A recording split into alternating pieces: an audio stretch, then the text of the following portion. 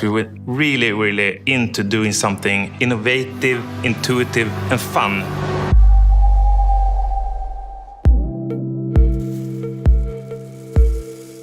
Odger is a mix of wood and plastic. The whole Odger project has been kind of a journey. We knew that we were going to do a chair that would work for a lot of people. We definitely did more tests than usual in this project, especially when it comes to comfort. We wanted to have something that was great to sit in for as many people as ever possible.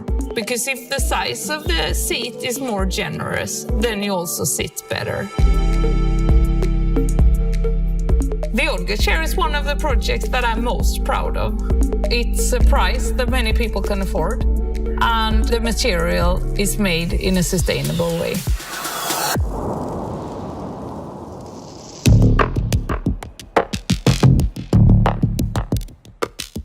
Odger is made out of wood plastic composite, where 30% of the material is wood, a renewable source, and at least 55% of its remaining materials is recycled plastic. It's been an interesting process when we developed it, and then also the end result, the chair. I think it's beautiful. It's just easy, 3 clicks, and then you can sit on the chair already. We're really pleased and proud to have been involved in this.